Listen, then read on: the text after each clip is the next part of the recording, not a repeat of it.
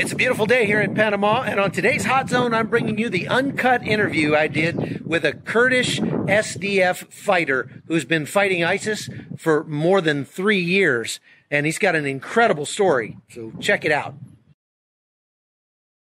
This is the Hot Zone. Engaging with the news in a whole new way, international war correspondent Chuck Holton brings insight into areas of crisis and lets you help those affected.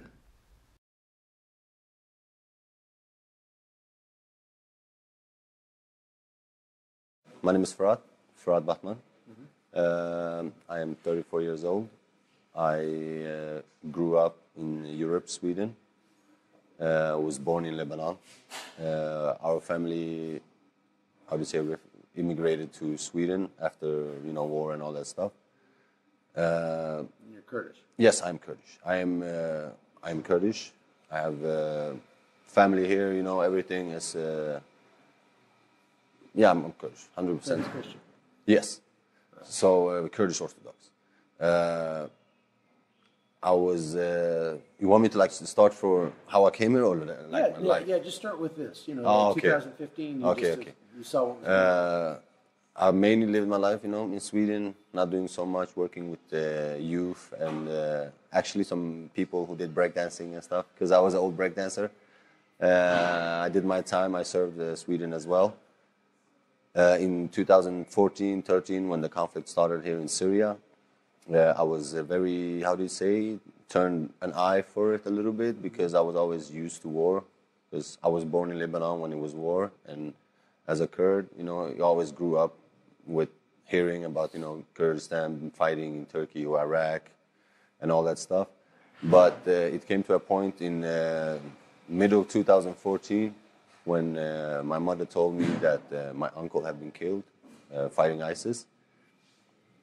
So I asked her, I said, do they have his body, or they don't have his body? So she said, no, his body is gone. So I remember just sitting at home, just like, what am I supposed to do? I can't sit here and not do anything. And it went like 4 months, 5 months after I heard that my uncle has been killed. Their position got overrun in a small town called Tel Hamis.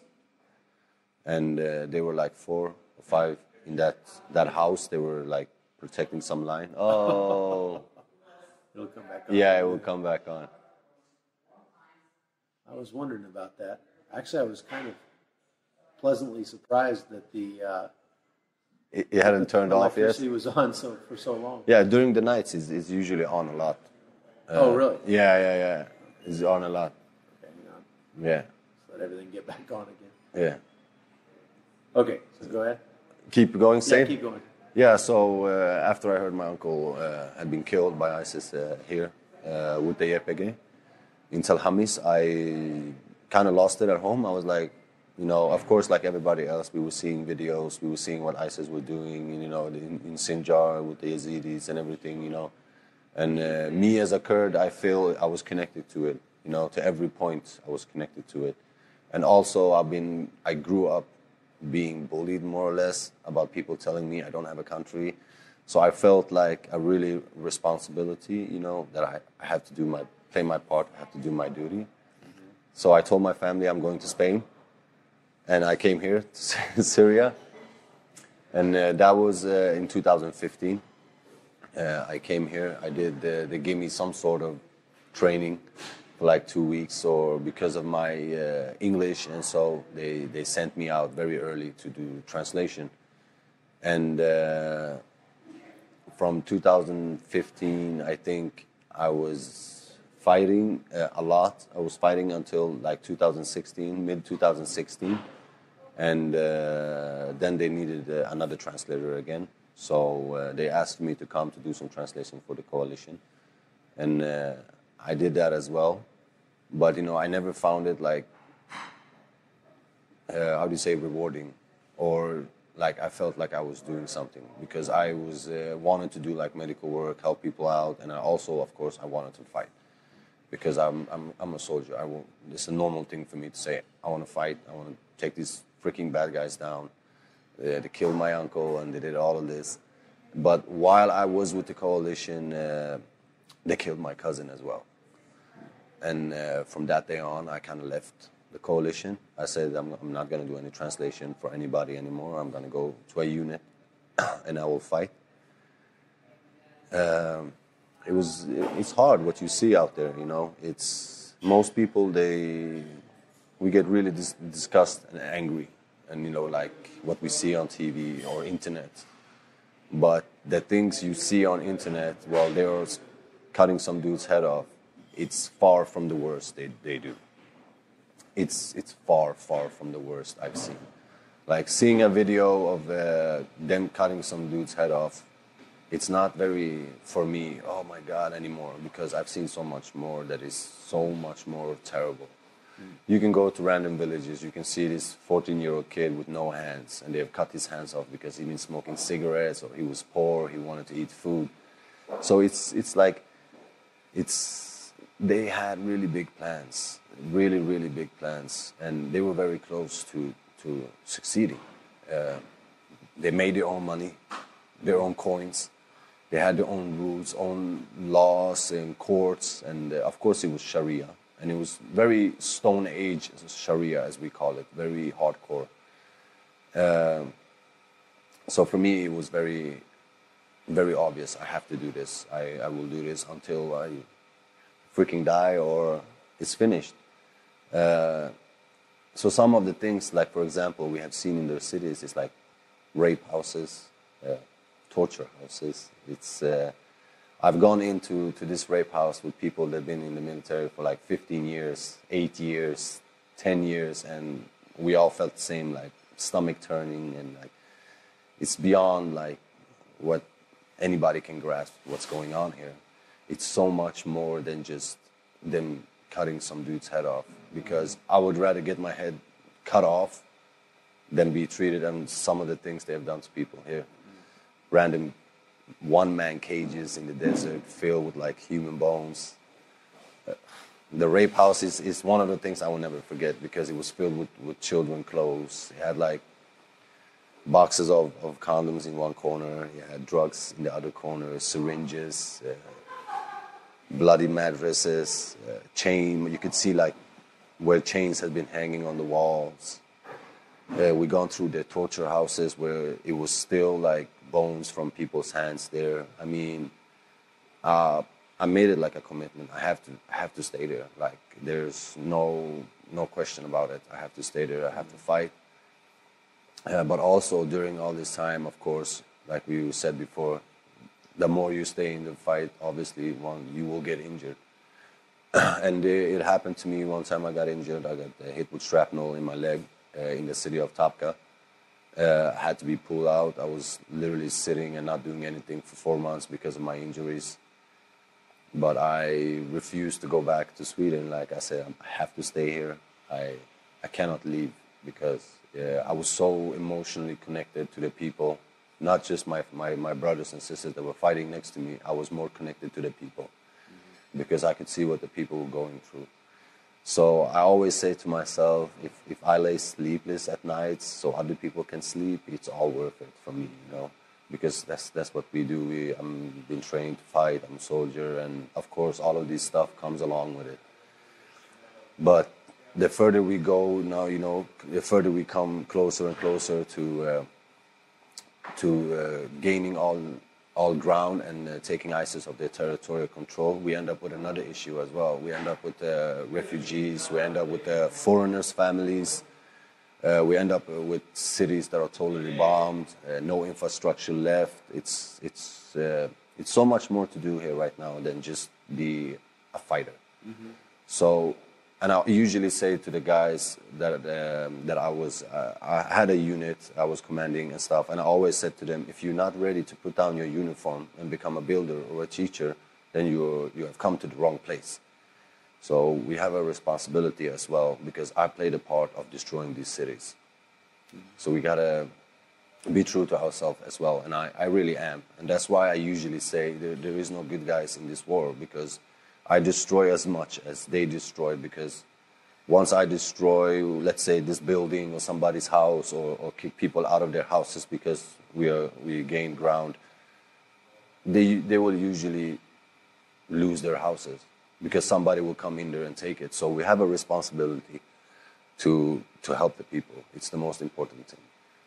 So what do you want to do then once this is over to help them?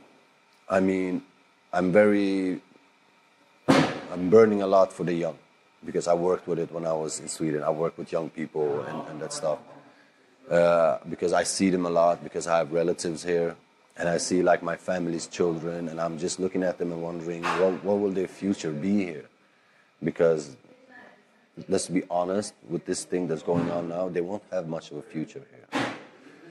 So what I would want to do is trying to fix that in some way, because there's a lot of orphan kids. There's a lot of, even the ISIS kids. It's not their fault, you know. It's not their fault they got born into this. Or so what are we supposed to do with these young children? Are we supposed to be like, but your dad was an ISIS fighter, you're going to be in this camp forever? No, you know. So we have an obligation to fix what we were a part of destroying. So more or less, I would love to help people get back to their feet, go back to their lives. If children don't have any parents, in somehow help out and do some sort of orphanage, or it's very tricky. Hold on.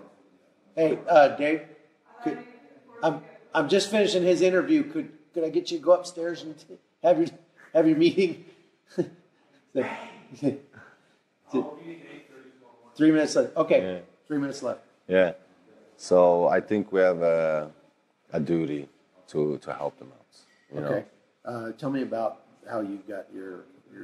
Yeah, I lost the earring in my right ear, the hearing, and I ended up with TBI. We were in the outskirts we just passed Hajin. I think it was Shafa. And there was this big fog that will keep coming every day. Like every day, like for 3 days, and we were constantly just fighting and fighting and fighting. The last day, before it happened, we had built trenches. Our forces had built trenches that was not deep enough and were used against us. They were driving motorcycles in the trenches with big machine guns and like welded behind their motorcycles. And once they figured out that we couldn't go the distance with our weapons, we couldn't make damage to their APCs and their V-bits, they came with a dozer and filled up a part of the trench and made like a bridge, and they just started crossing it. And we were so into the fighting, we were just constantly into where they were. And when we noticed that some of the local forces have taken the cars and left us there in the desert, and we were literally sleeping in a berm, just a berm like a dozer have done, like pull up the sand. There was nothing else there. We were middle of the desert. So a big car came, and we thought it was an APC, and we were literally just waiting for them to dismount, but it was a suicide car, a SV bid. And once we turned around to see if we can evacuate, we had no cars. There was nothing there. So we couldn't do so much than just stay there, because that was the only type of protection we had, the berm. If we would have left that berm, it would just been desert. So the V-Bait came so close, because by that time we didn't know that all the other positions next to us has fallen. Like people were dead, they have taken them prisoners, or they ran away. So we were more or less the last position out there that was alone. And the guy with the radio and everything, he left as well. So we were stuck out there, and this suicide car came so close. And when it blew up, it killed like 12, 13 of our guys. I fell down, you know, the explosion, the pressure of it was so bad. Like my weapon got like all destroyed. I was bleeding out of my ears. I was when I woke up, I was like, when I stood up, I was so disorientated. I couldn't even believe anything. And of course, unfortunately, it was a lot of our friends around me that was dead. And there was many of them that were injured as well. But because I was so disorientated, I couldn't care for them, because I'm doing medical work, and I couldn't. So a car came at last and took us out, leaving some of the injured, and the bodies behind. All our like medical gear, everything was left behind. Like everything we had, the weapons, ammunitions that was left, everything was left behind. Our heavy weapons, the dushkas, the 23, the 17 and a half, they all were broken. So So they say ISIS is destroyed. Yeah. Is that the truth? No, they're not destroyed. I mean, people thought that once we took Raqqa, that ISIS was over. No, that's not the thing, because ISIS just kept moving further south to the Deir ez-Zor governorate, but as well they left many people behind, really many people behind. So there are insurgents right now. So just today, a mine blew up in the city Kamishlo. Like just a couple of days ago, in all our cities, suicide bombing, as the one in Manbij that killed the coalition servicemen and stuff. Like, I mean, they will not give up. It's insurgency. So, what will happen if the United States pulls out of here?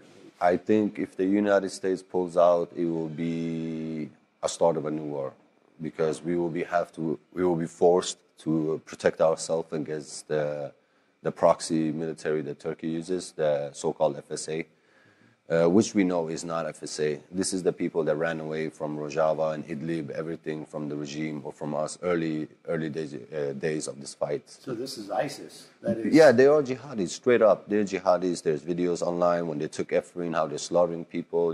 They have ISIS flag and Nusra flags.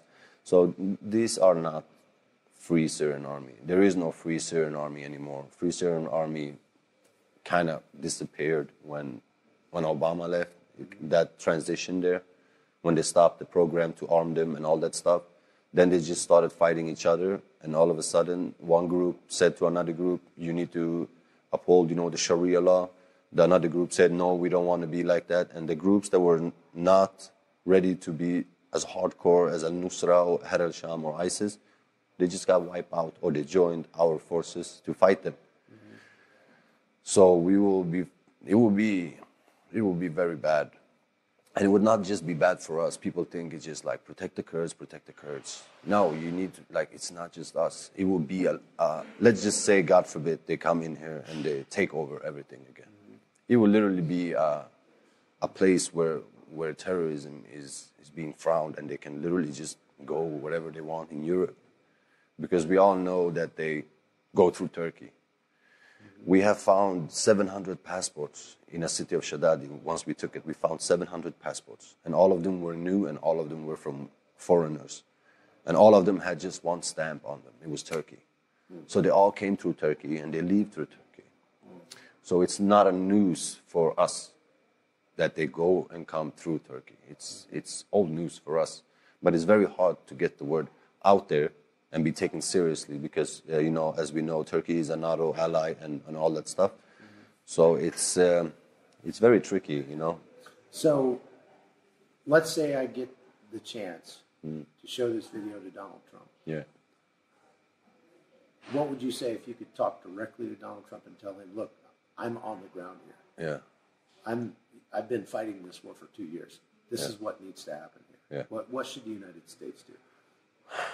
I would say that we need a no-fly zone, first of all. And we need to make sure that Turkey stops this aggression and take this matter really serious, because ISIS is not finished. They may have lost their territorial ground, but their ideology is very strong. Let's be really clear with that. These are really hardcore people. They're not joking. We need to establish a certain level of security for all people here, not just Kurds, for all people. And just the no-fly zone and keeping Turkey out is very, very important, because we don't want to fight Turkey, because we get very mixed up with PKK. And it's no news that some of them came to join YPG as well. But that's not what we want. We don't want to come here and say we want Kurdistan. No, we want just a democratic Syria. We want a free Syria. We want the right to practice our religion without getting killed. I want to be able to speak Kurdish, Arabic, whatever I want, without being afraid, and that won't happen if if the coalition, everybody leaves. Like, we have done so much work for U.S. and the coalition. It's ridiculous. Like, we have lost more than 5,000-6,000 men in this war. I have lost so many friends. I have lost more than 20-30 friends, really good friends. Like, my best friend died in Raqqa, like really my best friend. And I mean, family members. I have my uncle and my grandpa. They literally walked from Syria to Sweden to escape the war. Wow. And that was like a 2-month walk. And my grandpa is 80 years old, you know? So, I mean, let's forget the war and the fighting males. Think of the people that can't run anywhere, you know? The old, the young. What future does the young have here if it keeps going like this? There's no future. Yeah. You know? And I think that with all that you've seen, as we all know, that's difficult to deal with once the fighting is over. Yeah. And one of the best ways to heal is to help someone else. Yeah, and I agree. So if you can, once this is over, establish some sort of pipeline where people can help the people here. Yeah. And get them back on their feet, then they won't have to walk to Sweden. I agree. They can stay here, and it'll be better for everybody. Yeah, it's cheaper for everybody. Yeah, it's cheaper. It's cheaper and it's better, and then we don't have to as well deal with the fact that every country in Europe now is blaming everything on the people that ran away from war, right, without even understanding what they're running away from. You know, they're not running away from some dude coming robbing your house. No, they're running away from some dudes that are coming. They're taking your daughters, they're selling them, they're raping them, they cut your dad's head off. Like, it's not normal. This is not anything that is normal. So, as a Christian, do you see?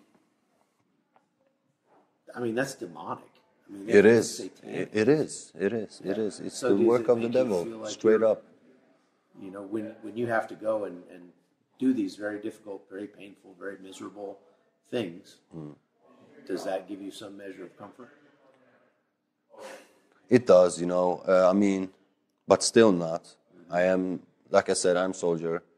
We fight our enemies. We like to put bad men to sleep, as we say. But I mean, I still, you know, every time, like I say this to my friend always, something I will never forget in my life. It is when I hear a mother cry for her children, you know, because it's so connected to me. Yeah. So when I hear that, I just get destroyed, and you can never put too many bad guys to sleep to forget something like that. But to help people come back to their feet in some way, you know, just by giving some, like, they don't even have footballs, little kids here, to play with a ball. Like, it's a toy. They don't have it, like, and the stores and everything, they're just taking advantage of the war and the prices, and it's like they forgot this humanity thing, you know. So if we gotta sacrifice a lot in our lives to help them, which I've already done, and I feel like I already sacrificed so much, I have nothing to lose, so I'm glad I can dedicate my life to help people come back on their feet. But it's not possible if the coalition leaves. Then we will be forced to come back as soldiers again, and eventually we will freaking die here, you know? And I don't want to be like a poster on the wall where they say he died for this and that, because in 2 years that would have no meaning. It would still be like thousands of children without families, and families, they don't even know where their daughter are. There's still like 1,800 or 1,000 Yazidi girls missing, 600-700 Christian girls missing. Where are they? We've been through all of Syria now, from the north all the way to the south. We haven't found any of them. No. We found some, but I mean, not even a fraction of what. Like lots of mass graves, I tell you. Yes, and they're finding them every day. In Raqqa, just a couple of weeks ago, they found another one with like 60, 70 people. We will never figure out who these people are. We don't have dental records here, DNA. This is not the West. So people will be going around not knowing what happened to anybody in their family. Yeah. But doing that while people are still dying and getting bombed is just a recipe for disaster, you know? So we got to finish it. Yes. We got to finish what we started. Yes. That's really important. And it doesn't necessarily mean that people need to bomb people, you know? We say, coalition stay, we don't want you to stay because you want to go bomb the regime or anything else. To keep some sort of stability while people are making peace. Because you don't make peace with your friend, you make peace with your enemy, you know? So This is the type of stuff as well our forces need to come over. This old school thinking of, oh, he's my enemy, I will not shake his hand, because then, and that won't happen if they leave, because we have been influenced by some of the things in the West, and it helps us, you know. Like before, a Kurdish fighter would never wear a Kevlar, but now they're wearing it because they know it saves lives. So they're both helping each other at some point. And as you know, people need help. That's the most important thing. Right.